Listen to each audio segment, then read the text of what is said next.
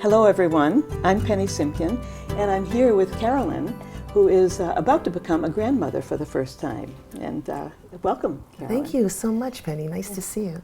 And tell me, is this your daughter or your son who's having a baby? It's my daughter. Your daughter. Yes. Yeah. And she's invited you to attend the birth? She has, and I'm ecstatic about it.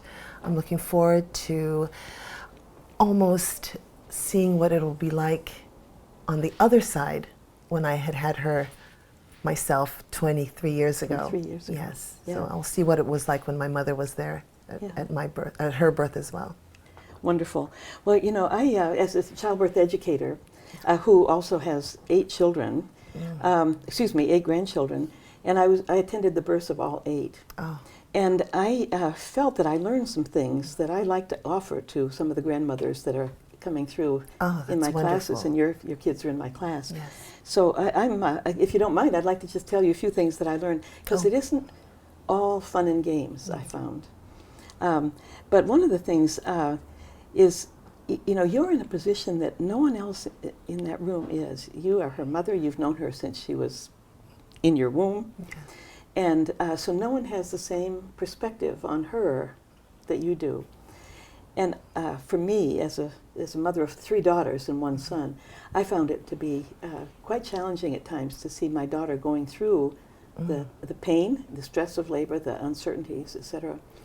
How are you feeling as you look forward to all this? Is there any doubt or any worry that you have? Or I guess my biggest worry is not being able to provide her with the 100% comfort that, as a mother, that I'd want to give to her.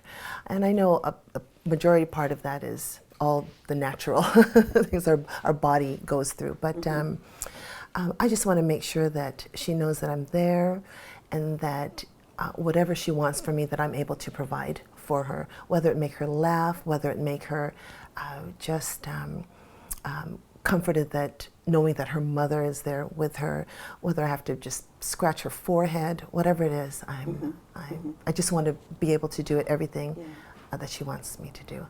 Well, and that's lovely, because, you know, again, you've known the kinds of things that soothe her, you know, ever since she was a child. And I've seen grandmothers bring those things out sometimes, stroking her hair. Or, and you told me you had a couple of pet things that she always liked. Do you want to mention those for the camera? Yes, absolutely. She always loved her back scratched. And so I would do that, sometimes to the point where my arm was ready to fall off. No, it could happen this time too. Yes, and she always liked putting her head on my chest. So probably in the birthing room we won't be able to have that opportunity, but at least I can be there to scratch her back. And also, I know that to her it's comforting, because it reminds her of when she was a little girl. So it might take her to that place. And feeling safe. Yes, exactly. Loved. Yeah. Exactly. Yeah. Well, and you know, you might be able to sit up on the bed and she can kind of cuddle with you a little bit too. Oh, all right, right. They don't make any rules about that, and so that's what works out. Oh, that's great. Yeah. And between you and Zakiah, and then your sister her aunt is going to be there as well. Yes, she is. So she'll have a loving team around her. Yes, she will. Great. Yes. Well, I was thinking about some practical things, because a woman in labor is a little different from usual, and you were, and we all are when we're in labor. And I was thinking, what practical things could you do in the grandmother role so that you don't feel like you're standing around and useless? You know, there's nothing worse than feeling, oh, I should be doing something, but I don't know what. Right. And I think one of the things that can help a lot is being a gopher. Okay. You know, and for both Zakiah and Erica. But, you know, bringing water, bringing beverages, puffing up the pillow, right. you know, that sort of thing that only a mother's touch can really do. And then I think also, if you can, you know, she may want some photographs taken. Are you any good with a camera? We are. We already talked about that. Oh, you did? Yes, we talked about, because Erica and my sister like to do the selfie thing. So my sister already told her, all right, Erica, we're going to do a selfie. And Erica's, Auntie, as long as it's up here in my face. And my sister said, well, I don't want to be anywhere else but up in your face doing a selfie. Yeah, I think that could be lovely. And sometimes there's a very tender moment. You might, see something very special between the two of them, or you and her. And if your aunt or you is there ready to click, these are kinds of things that preserve a lovely memory. Right. And she's never going to forget this day. You didn't forget the birth of her, and she won't forget giving birth to this baby. Yes. So photographs can be helpful.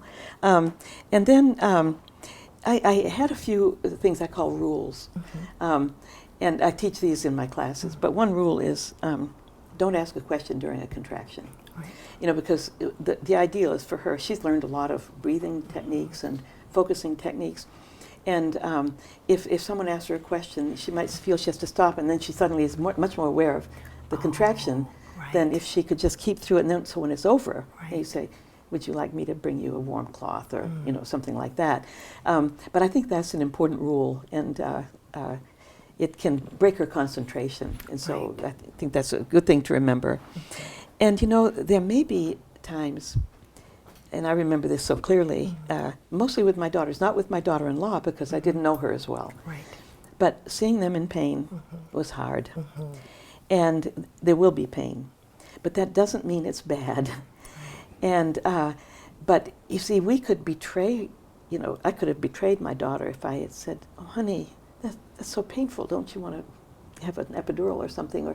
Because I understand that Erica would like to try for an unmedicated childbirth. Right. So you don't want to do anything to undermine her confidence, So even though you might think, oh gosh, I hope she can handle this, or I worry about her, try to stay calm on the outside. Okay. And if you're concerned, ask the doctor or the nurse, is she okay? Because if Erica felt that you were worried about her, that might make her worry more. Because again, you're such an important figure. So if you can model, you're doing so well, you're so strong, and that kind of thing. And swallow hard if you are feeling that worry. Oh, that's great advice. I do have to tell you that with one of my daughters, she's the one who, quote, can't handle pain. She would be the one who, if she got a little splinter, she would cry like she'd broken her leg, and so I was not surprised. In fact, I thought she was not going to handle the pain. I judged her. I prejudged her, and I shouldn't have. But I did see an expression on her face that she had when she was just a baby, just this, and that, it just broke my heart to see that, and I burst into tears myself. And my friend, who's also a doula, shoved me in the corner and said, take care of yourself. And I went over and I collected myself. But I think you want to take your lead from somebody else, don't, we know so much about our kids that we might bring some of those things in. I would advise you to try to, thank you. And the acid test, the easiest way to tell whether she's coping or not is to see if whatever she's doing has a rhythm to it. And this, it really works, but, she's learned breathing. She's breathing in rhythm, If she's stroking her leg in rhythm, if she's, even Zakai, she could be pounding him on the shoulder, but if it's in rhythm, she's coping. She might make moaning sounds, deep ones, or high-pitched ones, but if they're in a rhythm, you say to yourself, I've never heard her make these sounds, but I know she's okay because she has a rhythm. And if you need reassurance, again, ask the nurse or the midwife or the doctor who's there. Because your support and your pride in her is going to be, she's going to remember for the rest of her life. And this will be a very, very close moment that you'll have. And it'll bond the three of you, Zakaya, and the two of you in a new way, So, and I think those are the main things. You may get tired. This can go for a long time. And I have a rule: don't stand when you can sit. Oh, all right. As an old lady, that's my rule at birth. But also, since there will be your sister, and then Zakaya and you, you could take turns at times. Unfortunately, Erica can't take turns. She is in it for the duration. But it might be that you, if you got tired, you could go nap for an hour, and the two of them would look after her, and then you could come back, and one of them could nap. So if it's a long haul, you could platoon the care a little bit, so you're always fresh for her. Right. So that's something to think about. All right. And I would take a change of clothes for Oh, yourself. good. Okay. And a toothbrush, a deodorant, and whatever you need for grooming, because you can get sweaty and tired, and you feel bleh, and you might want to step out and just freshen up a little bit. Just Like so an you overnight bag. Yeah, yeah, Right. yeah. I think those were the main things I wanted to share with you. Oh, thank you. They're so valuable. Things that I didn't even think of. Well, it's hard to know when you've never done it, right? Right. Yeah. Right. So, but I think she's lucky to have you. Thank you so much. I'm very lucky as well. Do you have any questions for me that come up as I was rattling on there? Oh, no. I guess question-wise, I don't really know what to expect, except when I think about when I gave birth.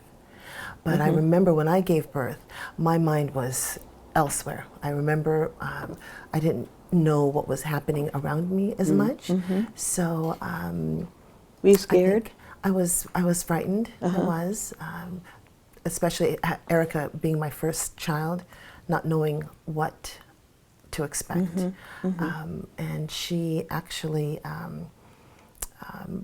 we were ready to, when I was ready to give birth, we come to find that the umbilical cord was wrapped around her neck, which is why I had to go in for an emergency C-section. So actually I talked to her about that, and she said, well, Mommy, if you can do it, I can do it. And I said, oh, that's right.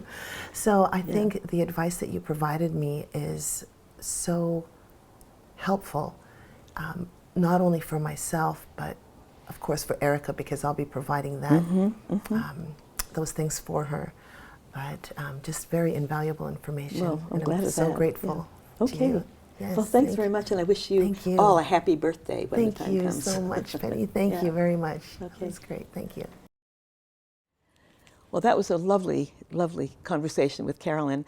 And I'd like to just kind of go over some of the points to keep in mind if you're a grandmother or a friend who's going to be attending a birth.